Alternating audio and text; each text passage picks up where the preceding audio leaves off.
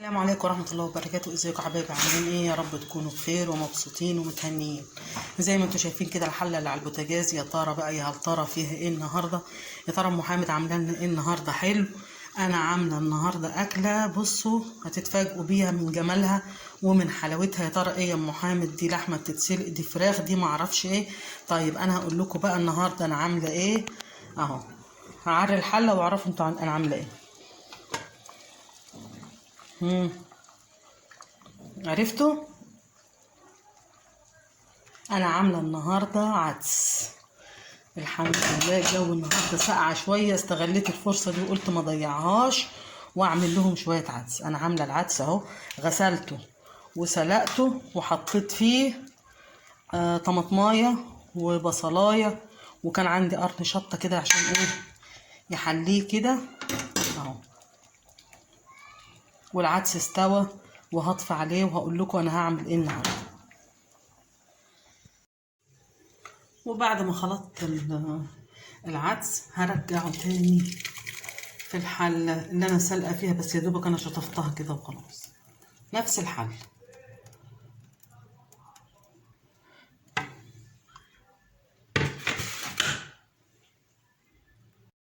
الحلة على البوتاجاز عليها شوية زيت وهحط فيها شوية شعرية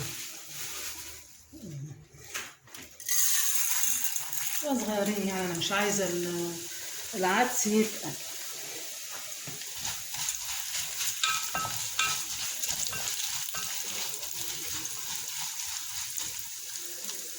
واكون دقة شوية توم، انا بعمل كله طشة واحدة.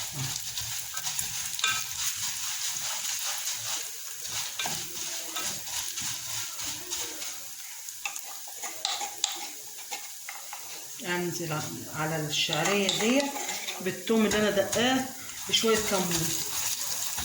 انا حاطة ملح كده كده على العدس، الكمون هو اللي مغمق لون الثوم كده. اديله بقى كله تقليبه مع بعض.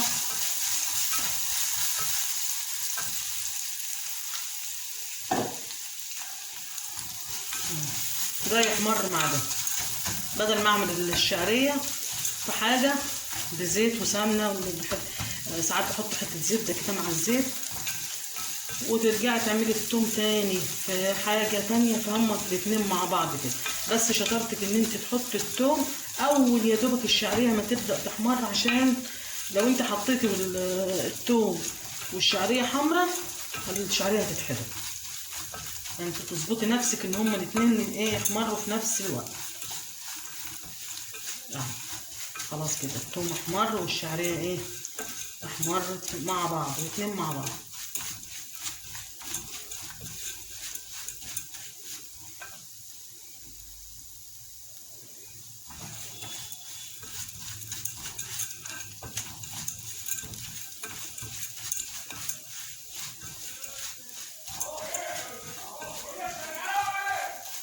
احمرت كده وبقى شكلها جميل.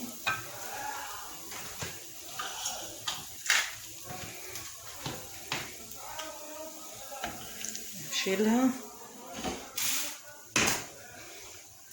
والعدس بتاعنا الجميل اهو، انا كنت حاطاه على عين البوتاجاز التانية فجبته هنا عشان تشوفوه. هنزل عليه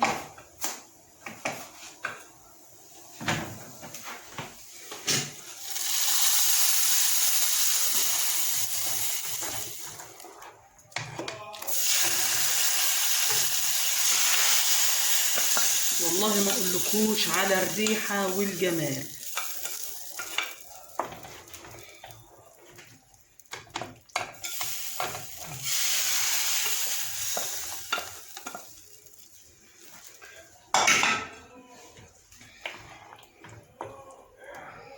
وادي العدس الجميل بتاع النهارده.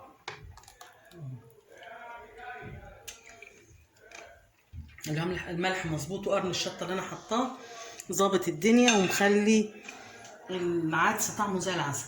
هسيبه بقى كده، ما بغطيش عليه لان لو غطيت عليه هيفور زي اللبن. غلوتين كده وخلاص. ومعايا بتنجانية حلوه زي دي، زي ما انتم شايفينها كده. انا هشويها النهارده هخلي الزيتون الاسود بطريقه سهله، مفيش اسهل منها. يعني انا كنت هعمل تخليل الزيتون في فيديو لوحده، وفي الاخر قلت هعمل ده ايه العدس مع الزيتون، يبقى الاثنين في فيديو واحد. البتنجانه زي ما انتم شايفين حلوه كده، وانا عندي هنا حوالي 4 فصوص توم. انا بحب افتح البتنجانه كده واغرز فيها التوم من جوه. بص تلاقي البتنجان كده ملوش ريحه، حتى لما تاكليه ما تلاقيش ريحتك كده توم ولا ريحتك اي حاجه. اما التوم بيتشوي في قلب البتنجانه بيبقى تحفه تحفه تحفه. يا ريت تجربيها وتقولوا لي بعد ما عملتوه بقى عامل ازاي. انا هجيب البتنجانيه كده واجيب السكينه واغرق، اعمل لها ايه فتحه كده صغيره اهو، هنا كده فتحه صغيره عكس كده عامله زي علامه زائد عشان ادخل فيها فص الثوم. واحده كده والتانيه صغيره كده اهو. ادي 4 فتحات احط فيهم 4 فطور وكمان واحد عشان الثوم عندي صغير. وبالطريقه دي كده اهو فص الثوم متقشر واروح حطاه وغرزاه في قلب البتنجان وهيتشوي معاها من جوه اهو. الفتحه التانيه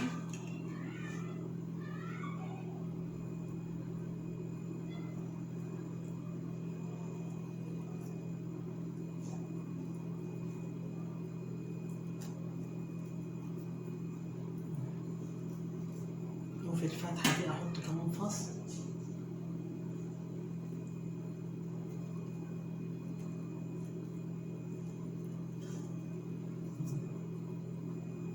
بالشكل ده وهشويها على البوتاجاز عادي.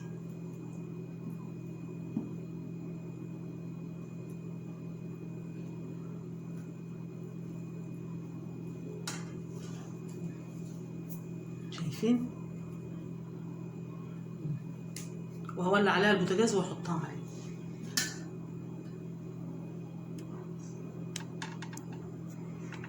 البتنجانه بتاعتي اتشوت اهي، بتك عليها كده الاقيها طريه اهو. خلاص كده اتشوت. هشيلها بقى من على البوتاجاز واحطها كده وهنضفها. احسن طريقه لتنظيف القشر بتاع البتنجان دوت على الحنفيه. تفتح الحنفيه كده شويه صغيرين وتقشريها تحت الحنفيه. والعدس بتاعي استوى هخلطه في الخلاط وهوريه.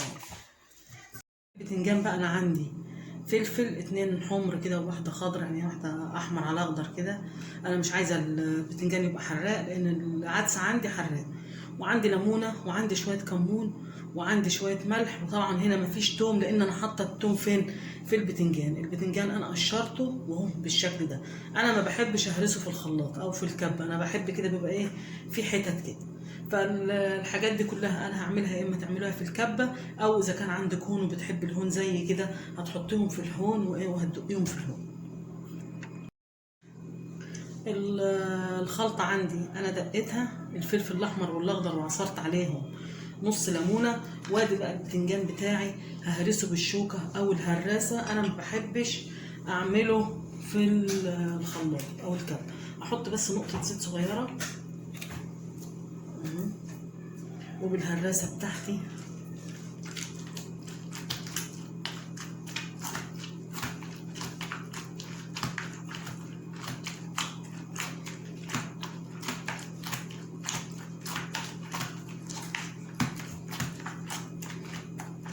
خلاص كده اتهرس وبقى 10/10. هنزل بقى بالخلطة الجميلة اللي انا عملتها ديت. وعندي كيس طحينة. الطحينة طبعا بتخلي البتنجان تحفة.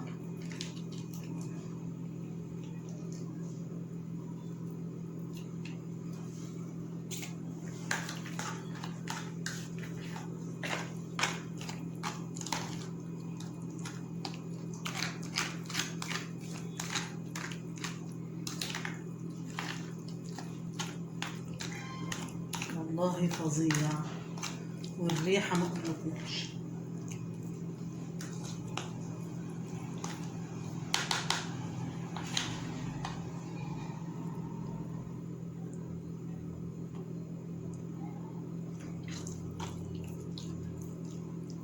تحفه تحفه. واحلى حاجه ان الملح بتاعه بسيط، يعني ما يبقاش حادق، لان البتنجان ده بيبقى وحش جدا اما تكتري الملح. شايفه عامل ازاي؟ شايفه البياض بتاعه؟ والليمون ما بيخليهوش يسود، او تحطي معلقه خل عليه بيبقى طعمه جميل برضه.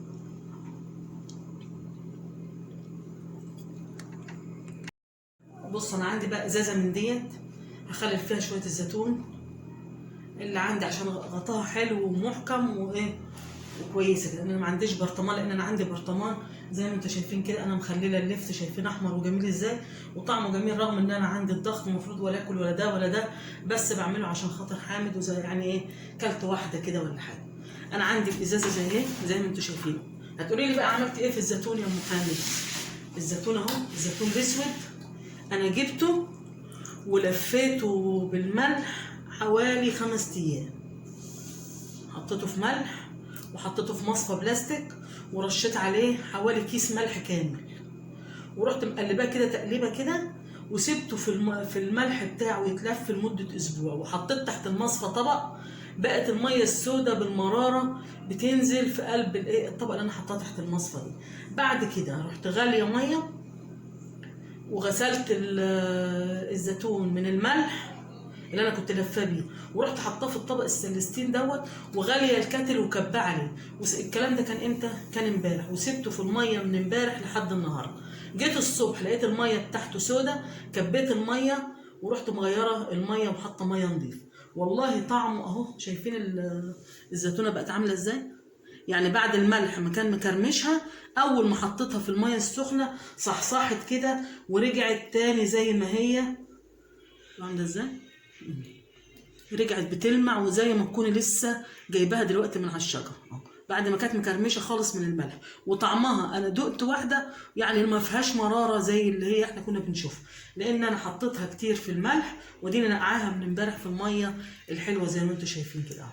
والله يعني هي ما اتخلتش اهو، والله العظيم انا كلتها قدامكم. المراره بتاعتها بسيطه جدا، البذره المراره بتاعتها بسيطه خالص، يعني اسبوع ان شاء الله ويتاكل منه الزيتون ده. يعني هي ديت لو انا كان كده ما كنتش هقدر اكلها، بس والله المراره بسيطه خالص.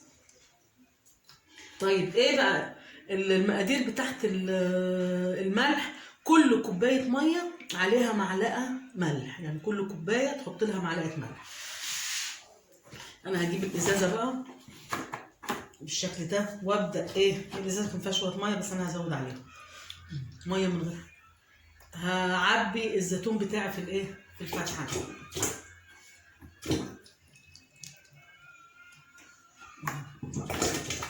يعني يا ريت نداء كده وزير الازاز، يا ريت يا ريت توسع البق شويه يا عم الحاج، عشان انا زهقت وانا بعبي الزيتون ده في الازاز. يا ريت نداء لوزير الازايز وسع لنا البق شويه.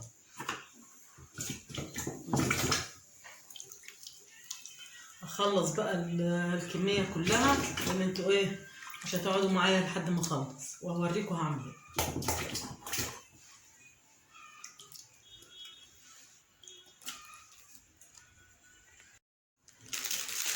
وانا عبيت الزيتون بتاعي في الازازه، والازازه كان فيها شويه ميه من الاول، هي مش محتاجه غير شويه ميه صغيرين، فانا جبت شويه ميه كمان عشان ادوب فيهم الملح، حوالي كوبايتين بقى، كوبايتين وهنا حوالي 4 كوبايات، يعني 6 كوبايات. هيعوزوا قد ايه بقى ال6 كوبايات دول ملح؟ هيعوزوا 6 معالق ملح، يعني كل كوبايه عليها معلقه ملح. دي 1 2 3 4 5 6 تقليبا.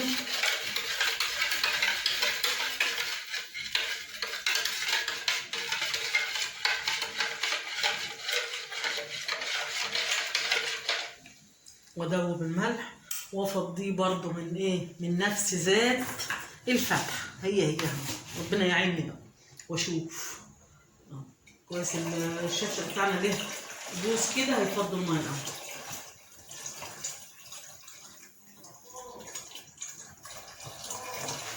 والرج شويه كده عشان الملح اهو.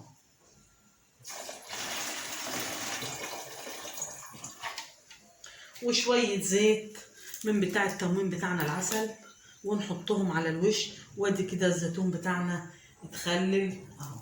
هو المفروض زيت زيتون يعني، بس انا طبعا ما عنديش زيت زيتون. احطهم اهو. وانا هسيبها كده لحد ما تتصفى. ده انا هحلفها يعني. سيبيها كده لحد ما تتصفى براحتها. احنا مستعجلين ليه؟ خلاص. والغطا بتاعها اهو غطا محكم، وهيتساب بالشكل ده ولا عليه اي حاجه تاني. خلاص كده هيتساب طبعا لمده ايه، حوالي 5 ايام. هتقولي لي يا محمد طب انت هتدخلي ايدك ازاي من الفتحه الحلوه ديت؟ هقول لكم لا طبعا مش هينفع ادخل ايدي فيها. انا هقطع الازازه من هنا وهشيله اما الزيتون يتخل، وهحطه في ايه، في علبه كده ولا في برطمان صغير كده، واحطه في التلاجة اهو. وادي تخليل الزيتون عندنا بطريقه سهله، ويتحط جنب الايه، جنب البرطمان التاني اهو لحد ما يتخلل. يبقى انا عندي اللفت اهو، انا عاملاه بطريقه جميله برضو زي ما انتم شايفين شكله عامل ازاي. وده عندي الزيتون.